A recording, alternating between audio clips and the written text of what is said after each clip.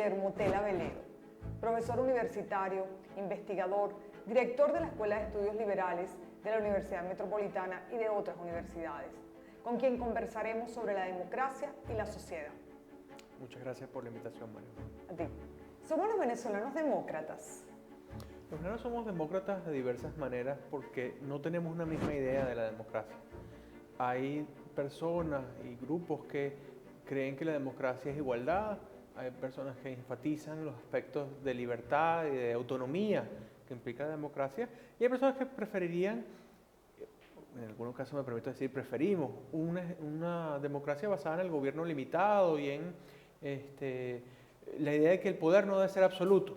Los poderes económicos, sociales, el poder de otros sobre uno, pero además el poder del Estado no debe ser absoluto.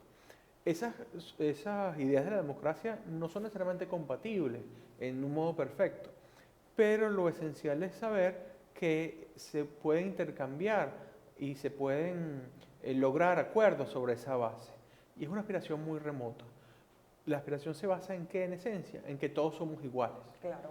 Si la aspiración de democracia se basa en eso y hemos querido serlo, pues es natural que la sociedad responda cuando percibe que esa desigualdad está siendo herida.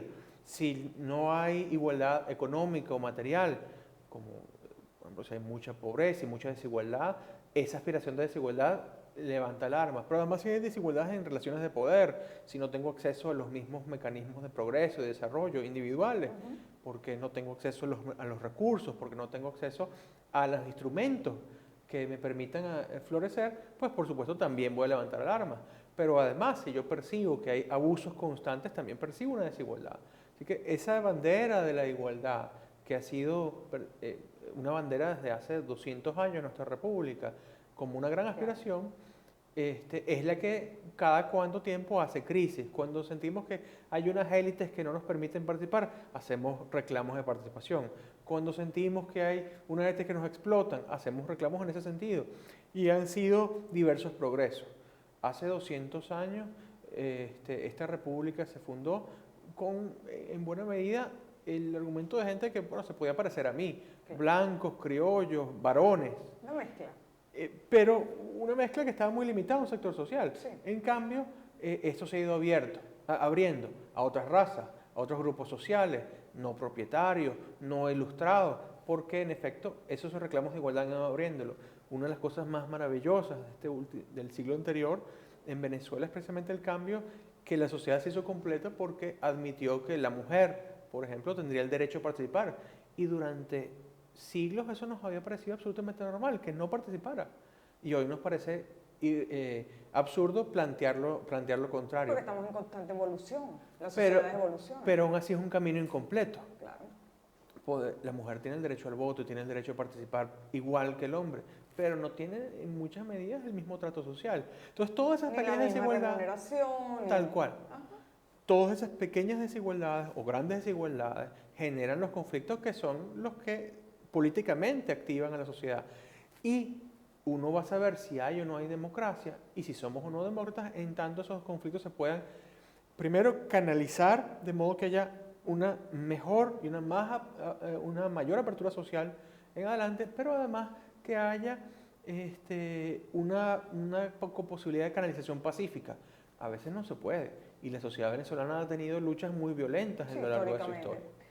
Y el concepto de sociedad, porque así como uno habla permanentemente de democracia, de libertad, de ciudadanía, de sociedad, el concepto de sociedad. Bueno, la sociedad uno puede verla desde afuera y tratar de ponerla así al estilo de un científico social o un ingeniero social, viéndolo desde afuera y ordenarla con unas piecitas y mover aquí esto, como si fuera un gran juego de video, unos soldaditos en una maqueta. Pero no, la sociedad en buena medida es la manifestación espontánea del orden entre los seres humanos y los seres humanos van creando jerarquías, van creando autoridades, van creando valores y van con eso manifestando precisamente unas preferencias que son cambiantes, pero que básicamente se autorregulan. Yo prefiero ver en ese sentido más a la sociedad como un proceso y un progreso que algo que está estanco, que ya está hecho y que no va a modificarse. Bueno, es que naturalmente la sociedad venezolana, que en la que nosotros vivimos y convivimos no puede ser la de hace 200 años. Ha habido una evolución, un progreso natural. Y es que sería intolerable que lo fuera. A veces lo vemos con mucha nostalgia y hablamos de una época dorada en el pasado. Éramos felices y no lo sabíamos. Pero a veces estamos recordando momentos muy puntuales de nuestra historia y muy puntuales de nuestra propia experiencia. Eso no necesariamente es algo que yo recomendaría. La nostalgia con el pasado, a veces uno nos deprime porque el presente nunca va a ser tan satisfactorio como lo nostálgico. Es como que el primer amor. Uno se desamora en el presente, pero el primer amor lo recuerda bonito. Lo mismo ocurre con las sociedades. ¡Ay, qué bonita era la vida anterior! Y a veces recordamos la Caracas de antier o la Venezuela de antier y la ciudad de los techos rojos y lo recordamos frente al bullicio y la imperfección de la Caracas presente. Nos gusta evocar esa idea. Pero es una sociedad injusta, enferma, con grandes carencias culturales, sociales, que hemos ido superando. A veces no reconocemos lo mucho que hemos avanzado. Quizás precisamente por lo mucho que hemos avanzado es porque podemos considerarnos insatisfechos, pero eso nos lleva a una nostalgia que no es necesariamente sana. ¿Qué busca el ser humano? ¿Qué buscamos de manera individual? ¿Qué buscan tus estudiantes? Bueno, yo no puedo responder eso tan de fácil. Me refiero que uno siempre busca el progreso, la mejora. Claro, pero es que precisamente no puedo responderlo de manera general porque no hay una respuesta general a la aspiración del ser humano. El ser humano aspira a tantas cosas que cuando los filósofos, cuando los pensadores sociales, cuando los líderes de la sociedad han planteado desde el poder o desde la academia, donde sea, decir ahora el ser humano debe ir hacia esta dirección, se generan grandes desastres en la vida humana. Entonces, decir que hay una sola aspiración, no. Hay aspiraciones de felicidad y aspiraciones de plenitud, pero que son muy diversas, porque lo que es una felicidad para ti, una felicidad para mí no es lo mismo. Igual que el éxito, es muy relativo para cada quien. Exacto. Para unos es material, para otros es intelectual, para otros es un tema de logros. Exacto. Hay, por supuesto, algunos patrones culturales que nos indican. Por ejemplo, mis estudiantes quieren pasar la materia inmediatamente, quieren graduarse. ¿Pero quieren graduarse para qué? Como medios a otras mejoras. Quieren hacerse autónomos. Eso es algo muy importante, de un deseo que sí podemos ver que es común y a la vez es distinto, es particular. El querer ser autónomo, el querer ser su propio individuo, no estar controlado por otro. Yo recibo estudiantes en la universidad que son muchachos que están saliendo de la adolescencia a su primera adultez. Y ellos esperan en ese proceso, bueno, por fin vivir fuera de casa de sus padres, vivir sin la energía de la sociedad, y a veces los hace experimentar algunas cosas, como todos experimentamos a esa edad. Pero precisamente, ¿por qué? Por el deseo de autonomía. Ese es un deseo que, como no tiene una dirección única, no se puede cohibir sin que se produzcan grandes presiones, así como cuando uno encierra a un adolescente en un cuarto. Uno sabe que eso es simplemente la postergación de un conflicto. Y lo mismo ocurre con las sociedades en ese sentido. ¿Cuál es tu reto como profesor? Bueno, ante esos estudiantes y ante las generaciones presentes, ¿no? Claro, por una parte mantener la atención. ¿Mantener la atención en qué sentido? Hay mucha competencia de estímulos inmediatos. Tenemos en los salones de clase, los muchachos tienen su teléfono inteligente, algunos con más medios tienen computadoras y demás, y entonces acceden al universo cuando yo les estoy dando nada más una pestañita de ese universo. Es muy difícil mantener la atención y es un reto mantener la atención. Hay que así avivar. La clase magistral, que durante milenios ha sido el prototipo del modo académico de transmisión de conocimiento, hoy día está muy cuestionada. Entonces hay que tener otras actividades u otros ritmos u otros modos de manifestar y de proyectar el conocimiento, porque además uno no es profesor sabelotodo, uno no debe ser profesor sabelotodo, uno es el facilitador, uno los orienta, los acerca a un conocimiento que no es de uno. Y le aterrizas esos conceptos además, que a veces el ordenador te lo pueden dar, pero como conceptos abstractos. Pero para que ellos los tomen precisamente en ese camino autónomo, sería mucho más sencillo de doctrinar, catequéticamente. Bueno, pongo unas preguntas en la pizarra y les digo, esto es así, A, B, C. Pero eso es no es muy dado hacia la reflexión, hacia la autocrítica y hacia la indagación.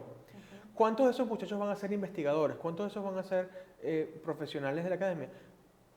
Un porcentaje mínimo, pero a todos ellos tengo yo el deber de abrirles a un mundo que les permita precisamente esa apertura y saber y esto es como todos los profesores lo sabemos en toda nuestra experiencia, que nuestra materia no es una isla.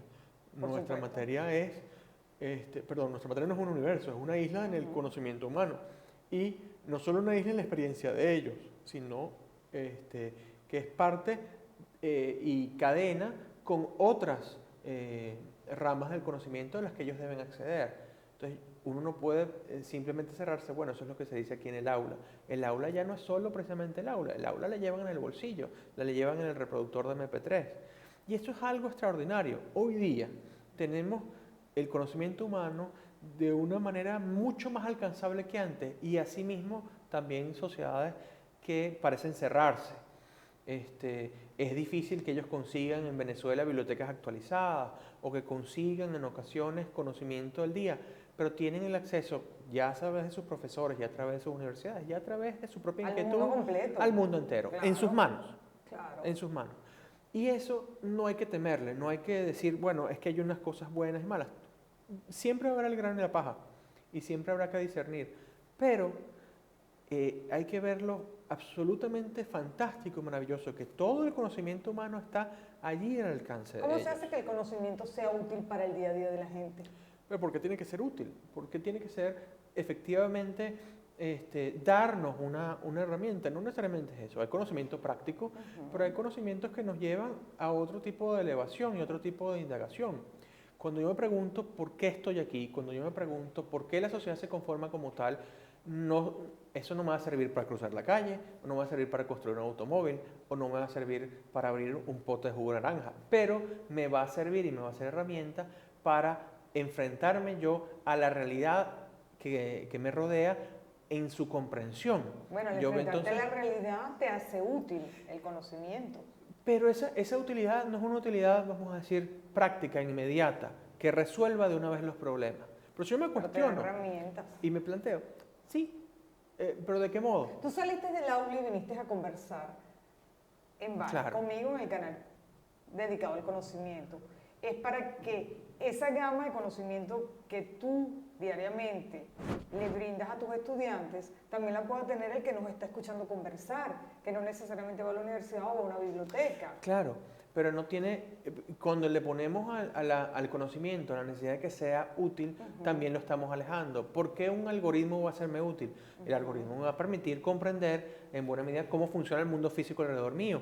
¿Por qué los conceptos políticos me van a ser útiles? Yo no como de eso, con eso no puedo pagar el mercado, yo no le puedo plantear a la cajera de automercado, mira, tenga aquí este libro de teoría política. Claro. Entonces, eso no es la utilidad, no me va a resolver un tubo quebrado en la casa. Pero la utilidad que sí va a tener, y para todos, para el alumno, para el televidente, porque insisto, el mundo está y la cultura está al alcance de nuestras manos, es en una comprensión de las reglas alrededor nuestro. Personas antes que nosotros, porque nosotros somos apenas mediadores entre la antigüedad y el presente, han reflexionado sobre estos temas y han dado su versión de esas reglas. Han tratado de determinar cómo funciona el universo físico, el universo moral de los individuos.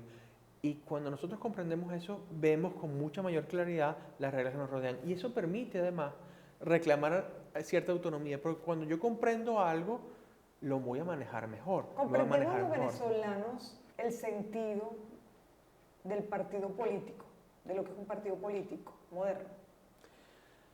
Sí y no, y quizás por eso la insatisfacción frente a los partidos. Primero porque los partidos responden a un tipo de organización y a un tipo de democracia que hoy mismo está siendo cuestionada. La democracia representativa ha llegado a algunos límites prácticos en el mundo.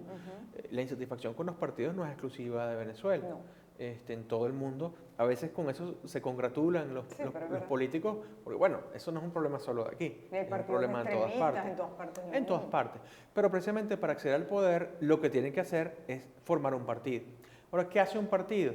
Muchas veces no comprendemos qué estamos escogiendo y qué organización depende. El partido es, en esencia, aquel sector de la sociedad que se levanta alrededor de una idea para competir por el poder político y para poder entrar al poder político. Porque el poder político en esencia está alejado de la ciudadanía, se ha diferenciado por procesos que no vienen a cuento en este momento. El partido sería esa mediación.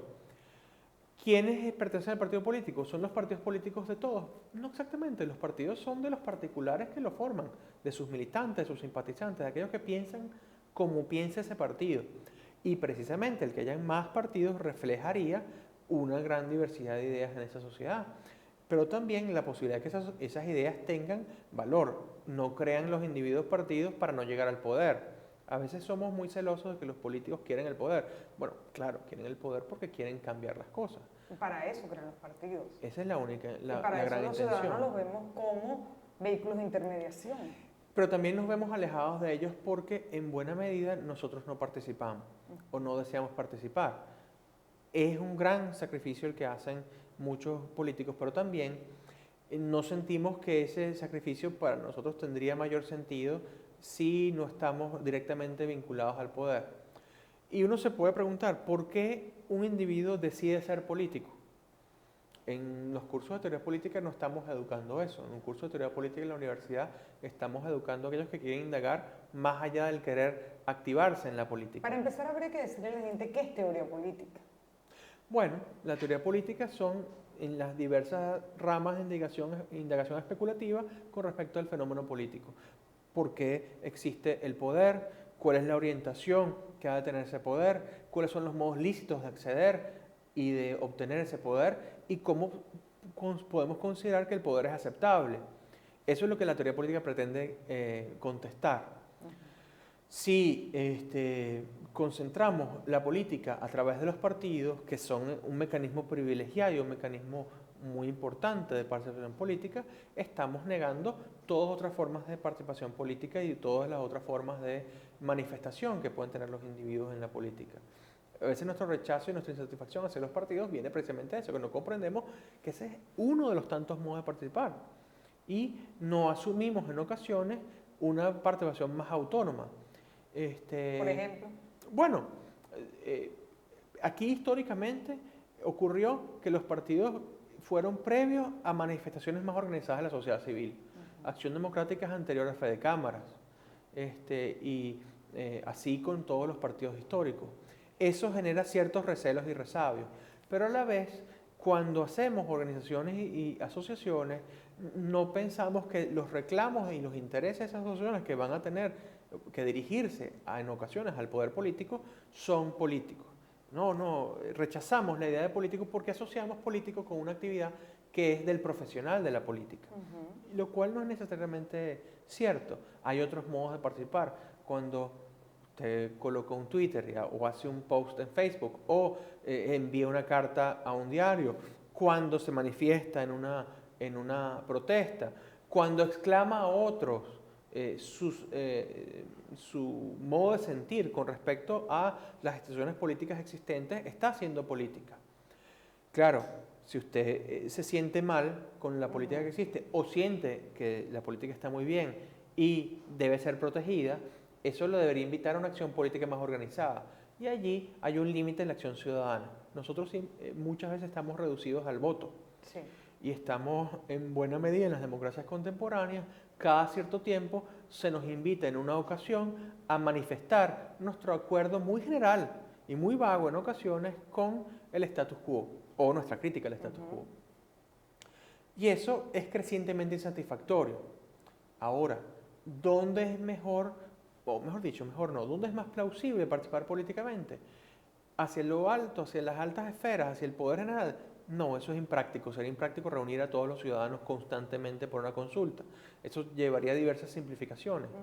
Entonces el ciudadano debe por sí mismo asumir, y las instituciones deben por lo tanto reconocer y abrirse a eso, hacia una participación más bien hacia lo local, hacia las comunidades inmediatas, que no son sin embargo la única esfera del hombre, porque quienes quisieran reducirnos a nuestras comunidades, a nuestro pequeño entorno y hacer pequeñas comunidades autárquicas. Pero eso es imposible. Nuestra vida civilizada lleva a un contacto que no es solo de la comunidad, sino de problemas más globales. Entonces hay que tener, vamos a decir, varios niveles de interacción política. Aquellos que dirigen los estados, que interactúan entre los estados, pero que más tratan de controlar mal o bien los flujos de mercancías, personas, información alrededor del globo. Pero también están aquellos que tratan de ordenar la comunidad directa. Y en ese sentido es allí donde la participación inmediata del ciudadano común tiene un sentido más que común, tendría un sentido más bien extraordinario, la posibilidad de transformar el entorno inmediato. No podemos desligarnos de la globalidad de lo que está pasando en el mundo. Así es. Ni en un universo un poco más grande que es el latinoamericano, mucho menos, tampoco nos podemos desligar del mundo por lo globalizados que estamos. ¿Qué está pasando con los partidos extremistas en Europa y en general en el mundo? Bueno, precisamente porque la política tiene durante muchos años un consenso, la política estándar de las democracias occidentales se ha basado durante muchos años en un consenso que en buena medida no ha sido retado con éxito. Esta semana celebrábamos o se conmemoraba la victoria de los aliados sobre el eje nazifascista y se suponía que con eso se había entrado a una etapa de lo que va a ser el Estado Social de Derecho, el reconocimiento de libertades e igualdades y que el Estado debe intervenir en la economía.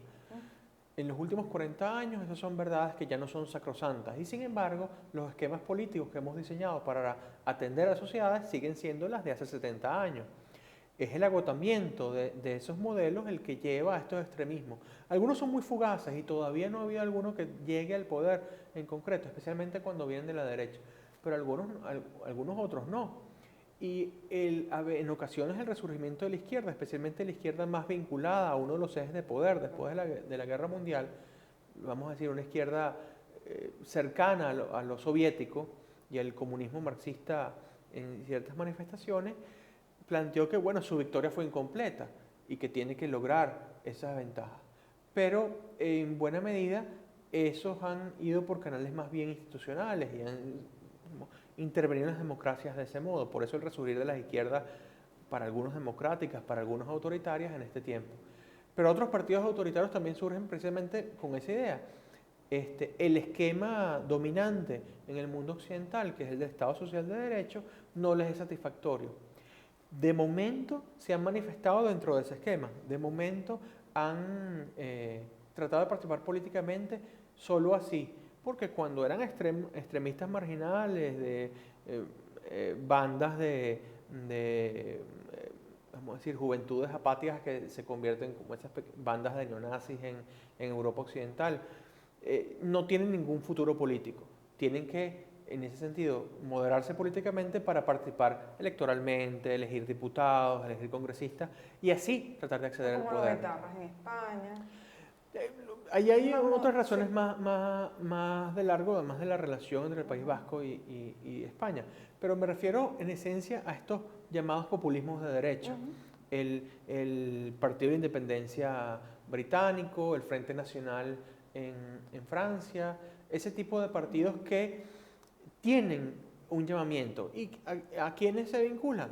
Al 10, 15% de los electores, en ocasiones más, en ocasiones espectaculares. Pero cuando tienen que gobernar un Estado normal, siempre terminan normalizándose o terminan asumiendo las posturas del Estado Social de Derecho, las libertades, el pluralismo, y eso termina drenándolos en buena medida de sus seguidores originales.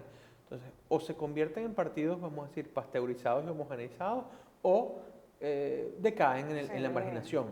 Pero aún así, ¿qué reflejan el mundo? Porque la democracia puede tranquilizarse diciendo, bueno, como eso va a pasar, no voy a atender a los márgenes de la política.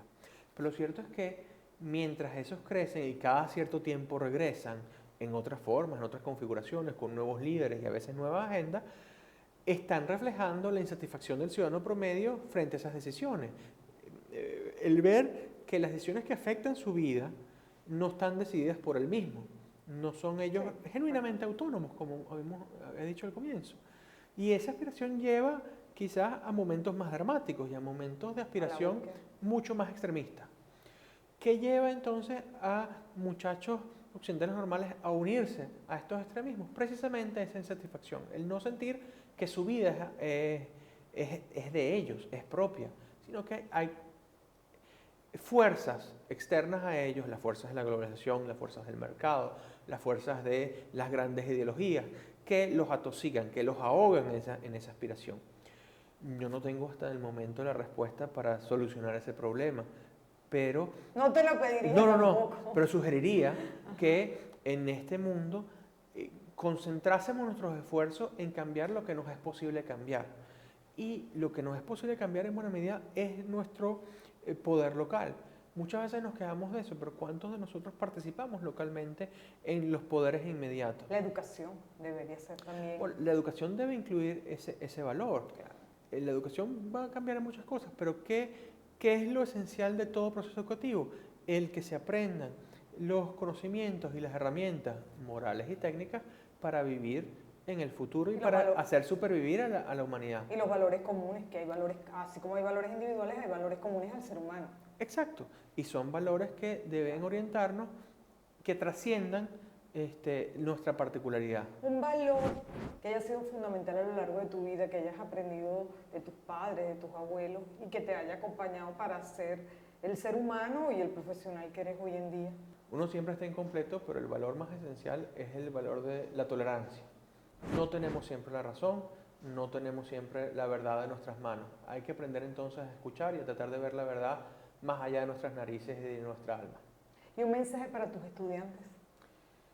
Estudien, atiendan, pero además acuérdense de lo maravilloso que es este mundo, de lo extraordinario que es este mundo y todas las ventanas al conocimiento que tienen en sus manos.